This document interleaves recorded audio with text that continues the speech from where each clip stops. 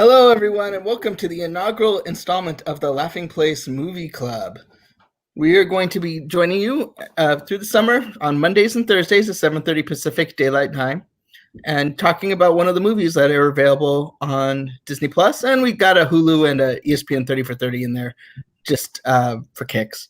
So we're just going to talk about the film and just like we would for a book club, get together, feel free to comment, whether you're on Facebook, Twitter, or YouTube, and share your thoughts. We'd love to share your thoughts of the film.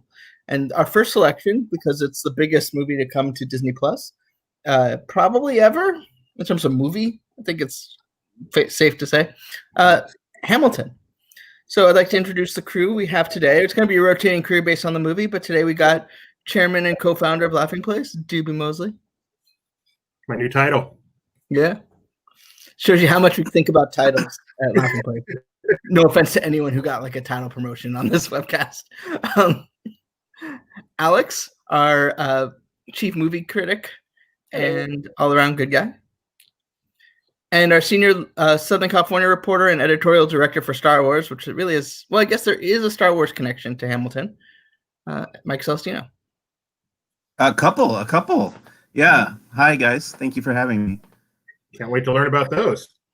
This club has been great already. So I just want to start with turning over to Doobie because Doobie's eccentric and his taste is a little hard to gauge, but he quickly fell in love with Laughing Place. But before I do something. What's that? You said fell in love with Laughing Place, which I did. Oh, no, yeah. I meant Hamilton. I was distracted by this quote, this comment on YouTube, and I'm just going to pop it up. Was this pre-filmed? So if you're talking about Hamilton, yes. If you're talking about us right now, hopefully the fact that we just put up your comment will answer that question. So, hey, Dreandra King, if you have any thoughts on Hamilton, please share them in the comments, and we'll bring those up too. But Doobie, what impact has Hamilton had on your life? Well, I heard this was coming to Disney Plus, so I quickly did some research because I had heard of the man because I have a $10 bill, but I didn't know anything. No, I'm just kidding. So I learned about Hamilton a few years ago from a podcast where it was mentioned offhandedly, and it sounded like I misheard it because a hip-hop musical about the founding of America made no sense to me. And then maybe a year later, I heard about it again, and I realized I did not mishear it, so let me give this thing a shot. So I bought that's silly. I got the music from whatever streaming service I was using at the time and played it and fell in love immediately and probably listened to it for 3-4 weeks before I listened to any other music whatsoever. I mean, I got addicted to it. And I'm not a hip hop fan. I'm not a musical fan. I do like American history. But I just got addicted to it. And then thanks to the guy in the upper right corner of your screen, I was able to go see this show in Los Angeles back in 2017. And I mean, I was just blown away. Another wonderful reference, just sitting there with my mouth agape the whole time. I'm probably showing my program here. I stood backstage, got some autographs from some of the cast, my playbill here. I am absolutely in love with Hamilton. If you're my friend on Facebook, you see me posting about it constantly, especially because some of my friends hate it, so I'd like to needle them. So I could not have been more excited. I counted down the 30 days leading up to this on Disney Plus by giving my 30 Hamilton songs in order, one each day, my 30 favorite songs leading up to my favorite, the undisputed champion, is Quiet Uptown. So I'm a huge fan. I could not wait for this. I did not want to stay up late to watch it Thursday night because I figured I wouldn't be able to stay up till 3 a.m. So I went to sleep, woke up at 4 a.m. to go potty, could not get back to sleep. So I started watching it then, and it is amazing. But I will stop monopolizing and let someone else talk. So what time did you go potty on July 3rd, Alex? What's your Hamilton experience? What's your exposure to it? I'd seen In the Heights, and when Hamilton was coming, we already knew that Lin-Manuel Miranda was working on Moana that had been announced. So I was interested in it for that reason. And then when it got to Broadway, it was already this sensation. Like, tickets were astronomically expensive. And I remember we had a trip to New York shortly after it premiered, and I took a picture in front of the marquee because one of my friends in Orlando was already obsessing over it. And I sent a picture to her and her boyfriend. And, at the time, I kind of thought, how long will it be before I get to actually see Hamilton? My dad is a huge history buff, and my family lives about an hour north of Chicago. So when they announced that they were putting up a Chicago production of the show, not part of the tour, but just Chicago has their own production. That's when my mom decided for my dad's birthday it would be a big deal to do a family trip to see Hamilton. So I went home for a visit for my dad's birthday and got to mooch off of their tickets and see the show then. And I got to see it live again in Orlando. With it's great live. Got to see it with two casts, and then got to review the Disney Plus version, which I will say the version that I saw was slightly different, a slightly different edit from what is on Disney Plus. I was actually going to ask you about that because I remember you mentioning a couple things in the review that I was looking for, and then I was like, "Wait a minute, did Alex misremember this or something?" It was shocking for me because Friday night, Fanboy is starting the show. I'm cooking dinner, and it gets to the beginning, and there's an applause there that I know wasn't there, and I was like, "Huh, that's different." And then it gets to the King's part, and the King comes out, and there's laughter, and I'm like, "That's different." Even the intermission is slightly tweaked. And the version that I saw had an intro recorded by Lin-Manuel Miranda and the director of the show. And it was like addressing the masses. It wasn't like, hey, member of the media, you're seeing a rough cut. Usually those screeners will have a disclaimer and it will say something like, this isn't the final version, or we've got temp music or temp effects in it. So then you don't review those. But this didn't have any of that. So yeah, the version that I screened a couple days prior to its real release was slightly different edit. Because the things that I critiqued, which are really the only criticisms I had, they really fixed in the final version. So like now what you get is perfect. But the version I saw didn't have all of the audience moments, and the intermission was slightly different visual for that. I like to think it was your review that spurred them to make those changes. I'd like to think better, but I doubt it. Mike, what was your sort of Hamilton experience? I knew about the show. I heard a bunch about it when it first started. I had a friend who was really, really into it, and my mom knew that my then girlfriend, now wife, and I were going on a road trip, and she wanted to get us the cast recording to listen to on our road trip, but she accidentally instead purchased this like 5-disc behind the scenes of Hamilton audio book thing that had like interviews with Lin-Manuel Miranda and Barack Obama and a bunch of like, it was just like really like in-depth, probably a 10-hour docu audio about the making of Hamilton. So we listened to that before we ever heard the show, and it had like clips from the show in it.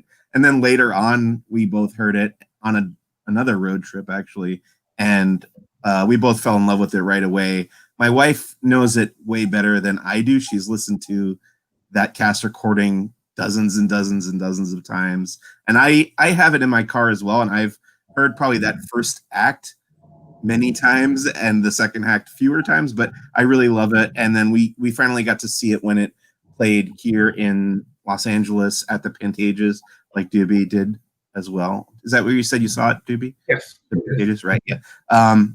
And yeah, we had a terrific time at the actual show. And we were really, really looking forward to this. And I think it lived up to our expectations. I did want to mention that I stayed up Thursday night. We were actually playing video games until like midnight just to kind of like kill the time.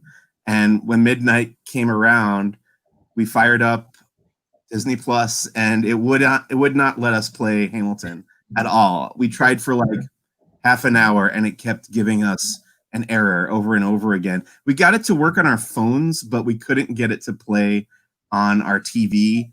So we were just like, we don't want to watch it that way. We were only going to watch the beginning, probably like the first half hour.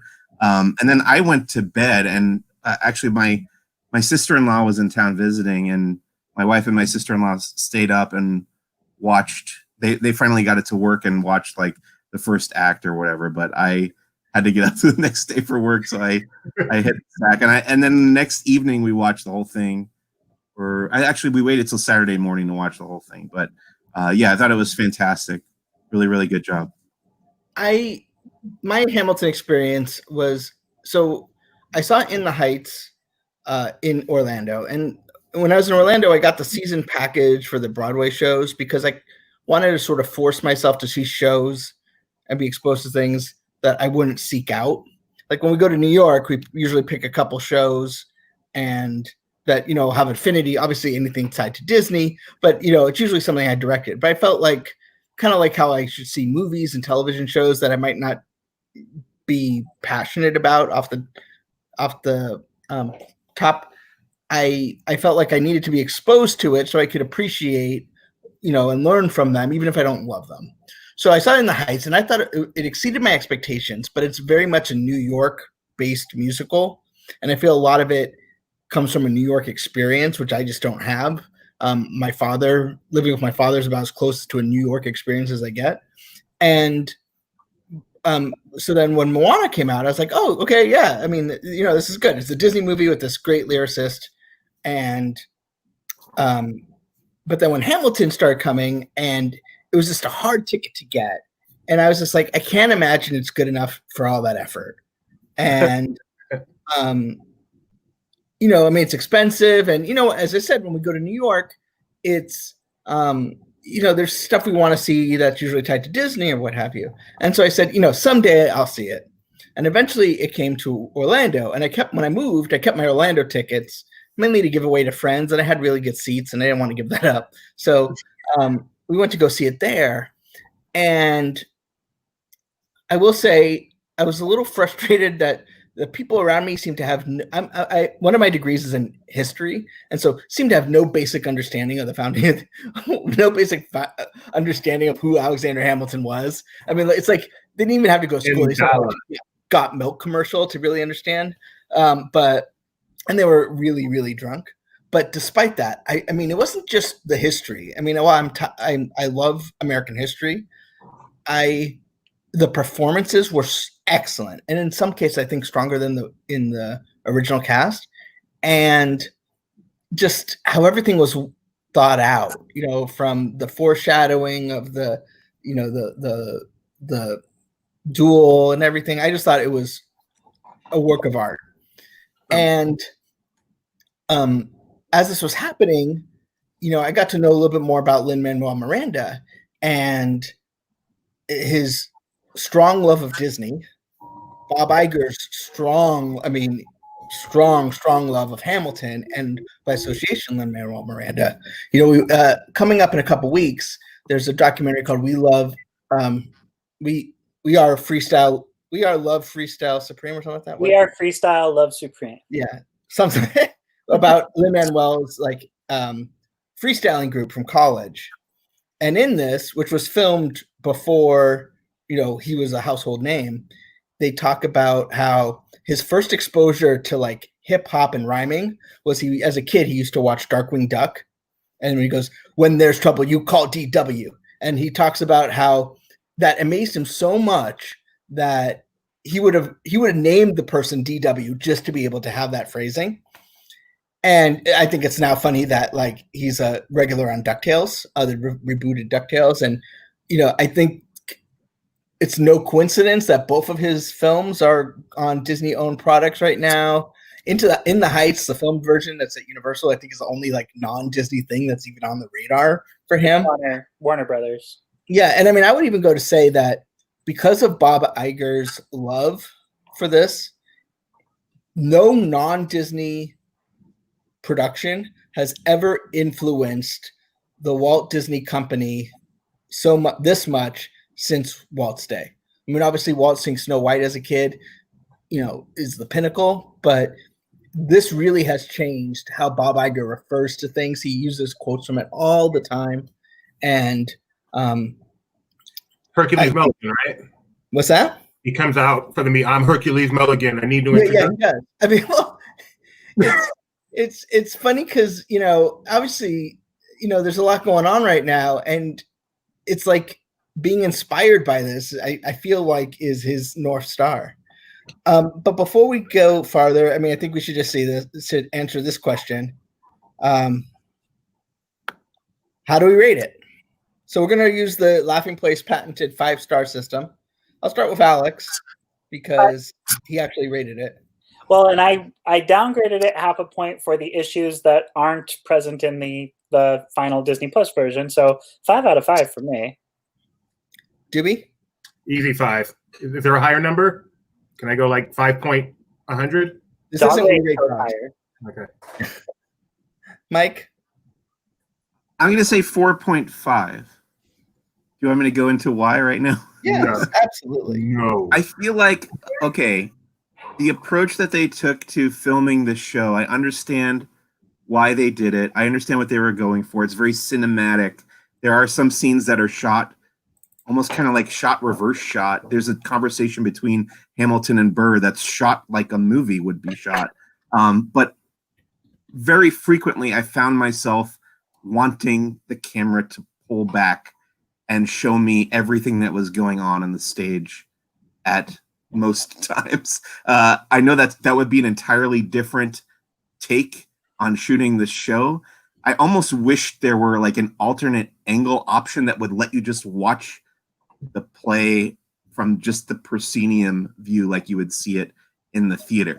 Obviously, this is a radically different approach than that would be, but having seen the play in the theater, I think there were moments where I enjoyed seeing like what other characters' reactions were to things happening that we didn't get to see because we were in a close-up or medium shot on other characters. So stuff like that, I felt like I was missing out on a little bit, and that was really my only complaint. That deducted that half a point for me.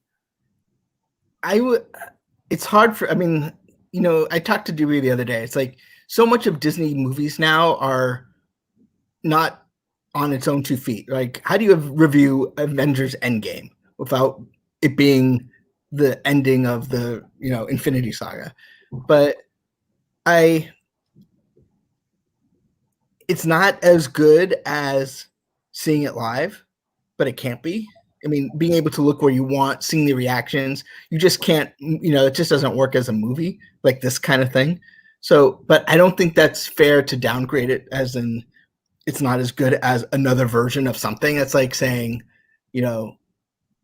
comparing a Pirates of the Caribbean movie to Pirates of the Caribbean ride. They're just 2 different things. So I think I'd still give it 5 out of 5. I started Oh, sorry, Doobie. Go ahead, Alex. I was just saying, I studied musical theater in college my freshman year. That was my original major. I changed it.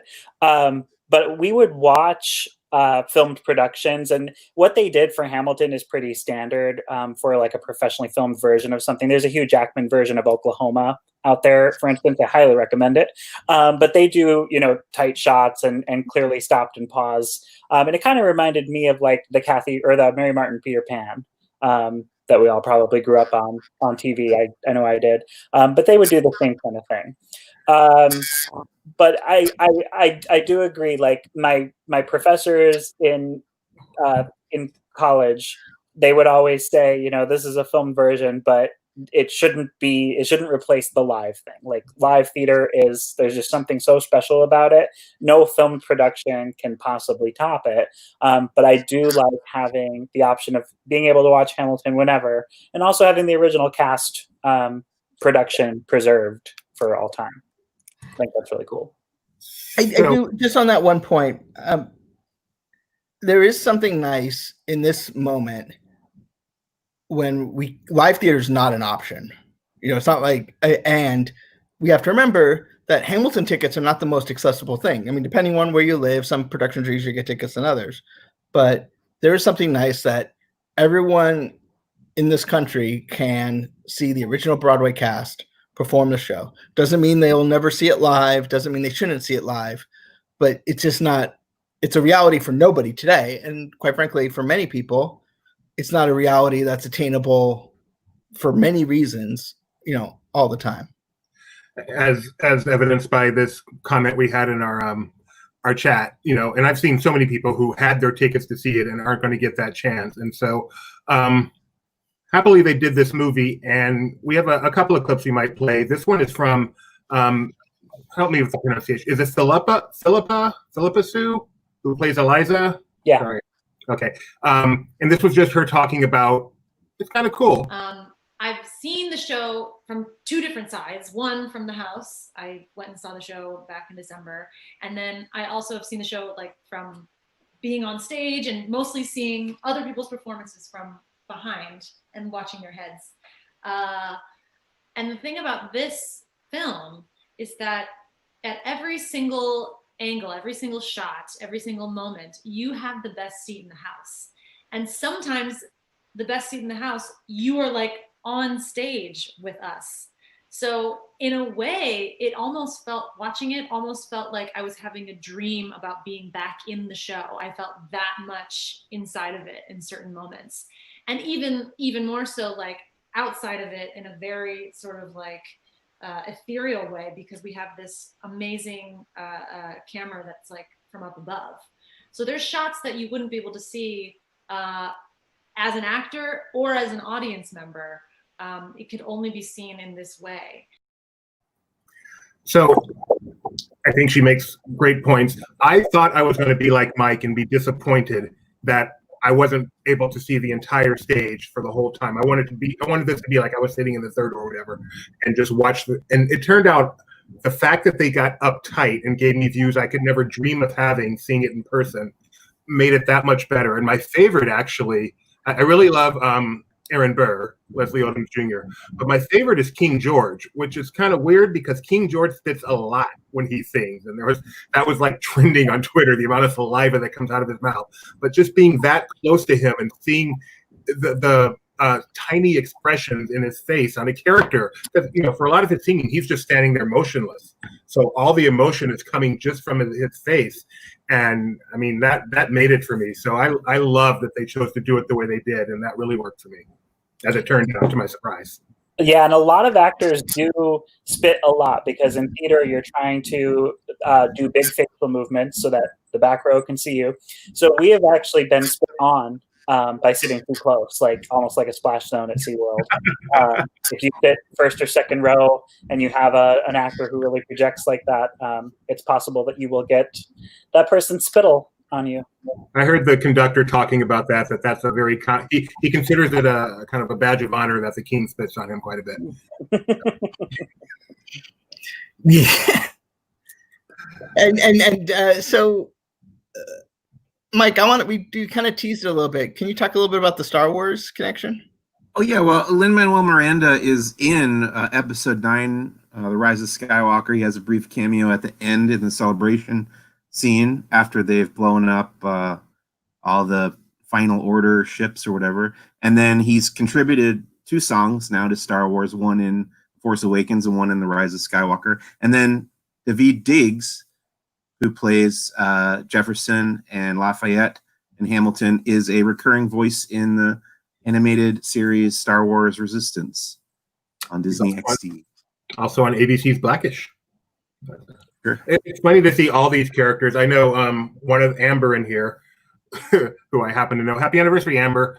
Just gives the list of all these people. She had no idea we're in Hamilton, but she knows them from primetime TV, like Chris Jackson, George Washington is on Bull, and there's more because I don't watch as much primetime TV as she does.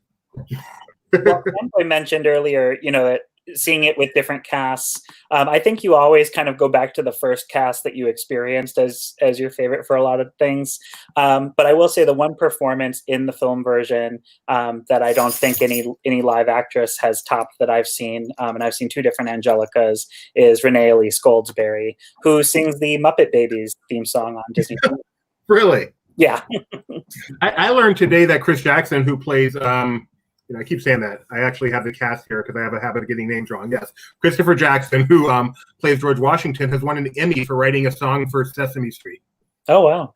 In fact, I didn't include his interview, but in his interview, he has the Emmy in the background of his shot, which made me look it up. Well, and he also was the singing voice of the chief in Moana, whose acting voice was Jango Fett. If you listen to the demos for Moana, I'm sure you know this, Alex. Lin-Manuel Miranda recorded a bunch of the demos for Moana with the cast of Hamilton because he was writing it as he was performing the show. Yeah, they were doing. I think they were in the off-Broadway version of Hamilton before it went to Broadway, and that's part of why the Broadway tickets were so hard to get. Was it was already by word of mouth, this off-Broadway phenomenon by the time it went there. But yeah, the original Broadway cast of Hamilton is on the Moana demos. So one of the cool things about having it on Disney Plus, you know, I've seen it more than once. I'm not sure if you guys have, but you can see it a lot now. I mean, even Broadway, you know, unless you're truly special, you're not going to see it over and over and over again. And there's so much to this musical, so many layers that really it lends itself to repeat viewings. And so I just wanted to play another clip real quick that talks a little bit about that. This is the choreographer, Andy Blankenbuehler.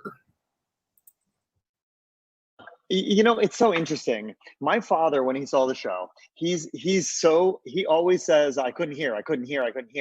And I was nervous that at Hamilton, he was going to say, I missed too many lyrics. And you know what? He didn't, because he saw the show. He followed the story. And when you see the story, you're moved by it, but then you realize I have to see it again because there's so many nuances I never could have grasped on the first pass, like the power of the orchestrations, the intricacy of dance steps, the double and triple entendres in the lyric, that I think people are going to see the show and it's going to whet their appetite to dig deeper. And I think that's a really great thing that theater can do for you. And I completely agree with that. For example, I just recently learned that even the ensemble characters have their stories. Like there's one character who's known as the Bullet. And whenever there's a bullet involved, she's the one involved with that. And you can really follow her story throughout the entire musical, which I didn't know musicals were that deep. I had no idea. And then I saw a clip of from the Wall Street Journal a few years ago talking with the choreographer, talking about the choreography for My Shot, where it's like, I'm just like my country, and they're like putting their arms out like the country. I'm young, scrappy, and hungry. Every movement they make is a movement that tells a story. It's just, like I said, now I can look at that and then go and look at the movie and make the connection. And I'm pretty sure I will be doing this, you know, for the rest of my life. So I don't have to see anything else. Cool. All for $6.99 a month. My wife has also said that we'll be watching Hamilton just kind of on a loop for the rest of our lives. So I'll get used to it, I'm sure. Now, so this is, you get to feel what it's like for her to live your Star Wars life, right? Like you can't really complain for all the times you've made her do a Star Wars thing. Yeah, she had to suffer through a lot of Clone Wars episodes recently, so payback, you know. So, Alex, am I correct that this was, when they filmed this in 2016, this was kind of like towards the end of the run for this original cast, but they actually brought back the original King George for this? No, so actually, so Jonathan Groff, who's the voice of Kristoff in Frozen, And Sven. I'm sorry, and Sven. He was the original King George on Broadway. He's in the original Broadway cast recording, but he wasn't Lin-Manuel Miranda's first King George. The actor's name is escaping me, but that actor was attached to another show called Something Rotten that got picked up and had a Broadway date before Hamilton's. So he had to leave Hamilton sort of last minute, and they were left without a King George for Broadway. So Jonathan Groff stepped in kind of at the last minute to take over this role. So he's from the original Broadway cast, but he wasn't the original King George. And the other actor, after Something Rotten closed, did get to go back and kind of fill in for Jonathan Groff when he left the show. But it's really a small role for Jonathan Groff to take. He just has his kind of 3 moments in the show, and otherwise he's chilling backstage doing whatever you do. So I was looking at my playbill from when I went and just kind of reading about all the cast, and I noticed that the person who played King George in this production seemed to be like the biggest star of the bunch. He had a Tony already from Book of Mormon, and he's kind of I feel like, I mean, is that kind of a King George thing? Is you get some huge actor just to do this important but relatively small part? I don't know. I saw it. Yeah, I was going to say that the Chicago production, King George doesn't stick out to me as being like more reputable of an actor than Aaron Burr. Aaron Burr was the actor in that show who had the most impressive list of credits and had done a lot of film and TV. I feel like same when I saw it in Orlando. And my favorite character in the show is Aaron Burr. He really steals the show for me every time. I was going to say, actually, like seeing this version really made me appreciate Burr so much more. I think Leslie Odom Jr. is just fantastic. And you think of him as, I mean, I thought of him as a supporting character after having listened to the cast recording so many times, but really he's more like a co-lead in this show. I feel like the story is just as much about Burr as it is about Hamilton, and he gets probably just as many like solo songs as Hamilton does. Yeah, well. It's all kind of through Burr's point of view, and he really narrates the show. Burr. I'm curious. So like I said, I did my count by Michael Bay, by the way. Yeah, that commercial was directed by Michael Bay. That blew me away. Pardon the pun. So when I did my top 30, I mean, I had some people that were angry at me that I didn't have "Wait for Me" in it. That is not among my favorite songs. Are you guys big fans of "Wait for It"? That's Aaron Burr's solo big number. That is my second favorite song. In the show. My first favorite song is the Kings song, and then my second favorite is "Wait for It." Really, the Kings didn't make my list either. Hey, there he is, the King Gala. $10 Father Father. So what are some of your favorite moments from you know that you've seen it up close and personal? Some of your favorite moments from the show. One that jumped out to me. Go ahead, Alex. You go. The one that jumped out to me on this viewing was Jefferson's rap in Washington on Your Side, where he just lets Hamilton have it. I mean, Hamilton's not on screen at that time, but he's talking about how you can't put the fire out from inside the house. That part. Love that rap. Fantastic. This is the difference. This kid is out. Exactly. You're up here. For me, the Schuyler Sisters song, or Schuyler Sisters, it's such a fun number, and I loved the way that they kind of choreographed the camera with it. And one of my favorite shots they used in the film, they used in a lot of the marketing, but like the camera's kind of going from left to right as the sisters are all in sync doing this hand motion together. That hand choreography is great. And I really, that one. And I love that moment. So like if they put out just like a music video of that, I'd watch it on loop for a while. My favorite is, and mainly because of the historical perspective, I think it enlightens people on, is Room Where It Happens, because I think so many times we think of the founding fathers as like, this one did this. This one wrote, Madison wrote the Federalist Papers. Benjamin Franklin, had a mouse tell him what to do. And and like we fail, I think, outside of a painting of them all signing the Declaration of Independence, we fail to think of them as they have to work together as a group. They're going to have inadequacies. There's going to be fights, and it helps establish Aaron Burr's motivation of like being on the sort of like the B-list founding father, and and I think it's something we can all relate to. We all want to be at some point making decisions, and not necessarily even making them, but being where the action is. So that's my favorite.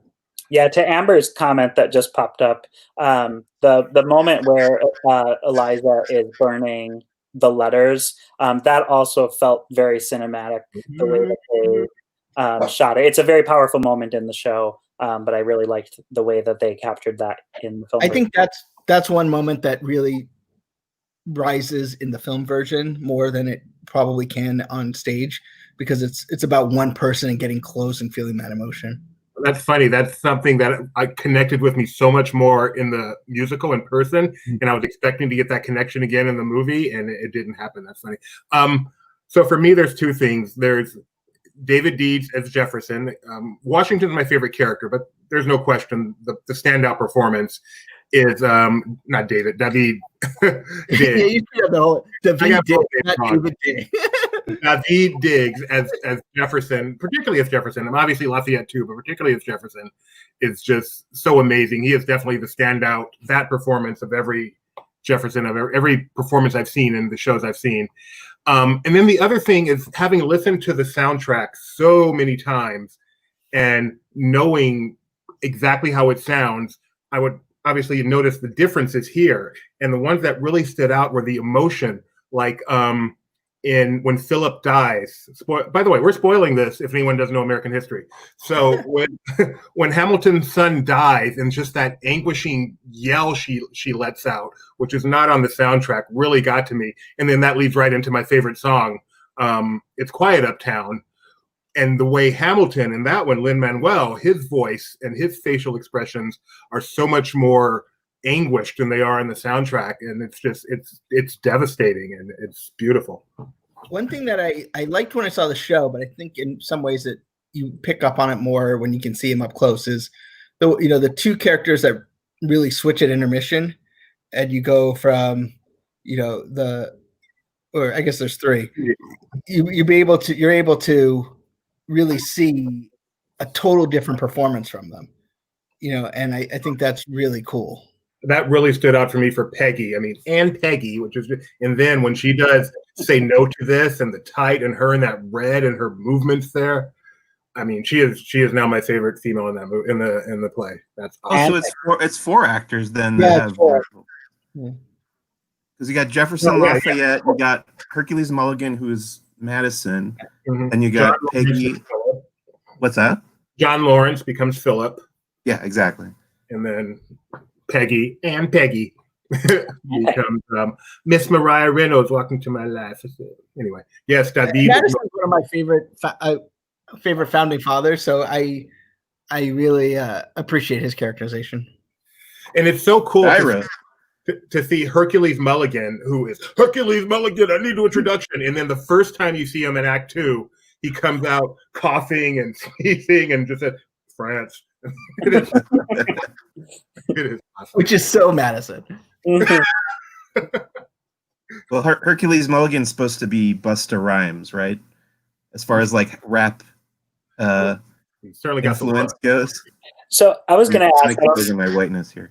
I don't know if this was on your list to talk about, Fanboy, but do you all watch the Undefeated special that's in the extras section on Disney Plus? I haven't seen it yet. I recommend watching it. And one of the most interesting things for me was that David Diggs wasn't even interested in auditioning for the show. And he got paid to do like a table read. And the only reason that he showed up was because he was getting paid. And then he fell in love with it. But he initially, when they told him about it, he was like, no, I don't want to do that. That was hilarious. That was hilarious. As opposed to Christopher Jackson, who worked on In the Heights with Lin-Manuel, and it sounds like he learned about this project backstage during In the Heights. It's like, hey, you got a minute? What's my role? So if you're a huge I do want to put a plug in. I mean, that's good, but also I really do recommend watching that other documentary on Freeform on Hulu coming up about the Freestyle Group, because you can really see how that led into Hamilton. It's sort of like it's not about Hamilton, but it's about the people that created Hamilton. There's a lot of overlap, and one of the most interesting stories from We Are Freestyle Love Supreme, it's this group that formed when Lin-Manuel Miranda was in college, and one of his group mates in that crew was supposed to be Aaron Burr and was having some personal problems, and Lin-Manuel Miranda basically had to say, I love you, you're my friend, I can't have you in this right now with the way you are. You need to go fix yourself. And, he talks in that documentary, in hindsight, looking back on what became of Hamilton, like, wow, if my life had been on a different track, that would have been me up there right now. And he does have a happy career ending. I mean, it does. But yeah. He was able to get his life together. Yeah, but he went on to become Bob Iger. Who greenlit America's Funny Stone Videos. I learned today, not from the Undefeated special, that, you get these names right, Jasmine Cephas Jones, who plays Peggy and Mariah, and Anthony Ramos, who plays John Lawrence and Philip Hamilton, became a couple on the show while doing the show. And as far as I know, Yeah, still. not open on the show because that'd be really weird to be. So, how many times are you going to watch it? You know, it's for me, it's hard to say because I mean, it's an investment. It's not 20 minutes. I don't rewatch a lot of stuff like you do, Doobie and Alex. I will say I will probably rewatch it quite a bit. I love that it came out right before 4th of July because this is like the perfect 4th of July tradition to watch Hamilton every year on the 4th. And I also am a big fan of the Broadway version of Newsies. I like it better than the film version that inspired the stage version. And the film version of Newsies that Disney did, which is on Disney Plus, is fantastic. And I've now seen that more than I have seen the original film. And I recommend it if you haven't seen it and you're interested. If this piqued your interest in theater, go check out the Disney production of Newsies that's on Disney Plus. Which If you can tell you're watching the wrong version. I will say that the thing it recommends to watch after Hamilton, at least now, is Sound of Music, which is Lin-Manuel's father's favorite movie. Oh, it's a very good movie. I can see putting on Hamilton while cleaning or like doing the dishes or something when I need kind of something in the background. I don't know how often I'm going to sit down and watch the whole thing all in a row, but definitely great to experience over and over again as background entertainment for me. I lamented the lack of chapter stops on Disney Plus, at least so far, because there are certain songs I just want to see over and over again. But That's a good point. Yeah, not quite so easy to get to them right now. So, like a Blu-ray. So I thought we could kind of wrap things up here. I think we're ready to wrap things up here with let's get this. This is a good comment. Oh, I didn't even see the second half. The reputation precedes me. before we do that, should we plug our upcoming installment? Yeah, go for that. Go ahead. So join us Thursday at 7:30. Well, not some of us at 7:30 on Thursday. We're going to talk about The Mighty Ducks. So check it out on Disney Plus before you join us. If you need a refresher, and I will say it's a movie that is different than I remembered it. So check it out, and we'll be talking all about The Mighty Ducks. And I'd like to remind you that we're doing a lot of live stuff on Laughing Place. So make sure you, however you're watching us, make sure you like us, subscribe, ring the bell, follow us on Twitter, all of that. Tomorrow on YouTube only, we'll be doing Disney Trivia Live at 7:30 p.m. Pacific time. And then on Thursday, the parks are opening. And the East Coast and on the West Coast, Downtown Disney's opening. So you're going to see plenty of stuff from there, from Mike C in the bottom right, as well as from our East Coast crew. So definitely make sure you're following us because we're doing a lot of live. Thank you for joining us on this first edition of the Laughing Place Movie Club. We had fun. Hope you did too. Thought we'd close this one out with a word from Lin-Manuel Miranda, the creator of Hamilton and the star of Hamilton, playing the titular role, Alexander Hamilton. I spent 6 years writing Hamilton. I started writing it in 2008. We opened in 2015, so it's really 7 years. And for me, the story is about someone who came here from somewhere else. He's the immigrant among the founders, had a very short but very eventful life. But I think the larger theme of the show is really legacy. What do we do with our time on this planet? What do we do with our time here on Earth? And how are we remembered?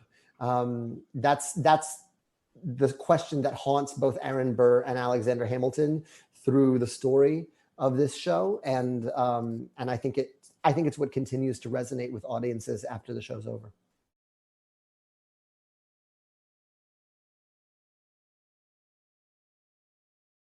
That moment in September when we let the world in on the entire story of the show because somebody messed up. Wonder who that was. So anyway, thank you, Lin-Manuel, for that. Thank you especially, Lin-Manuel, for creating the amazing Hamilton and allowing it to come to Disney Plus. And I think with that, we're going to let you guys get back to watching the show again. Bye, everybody.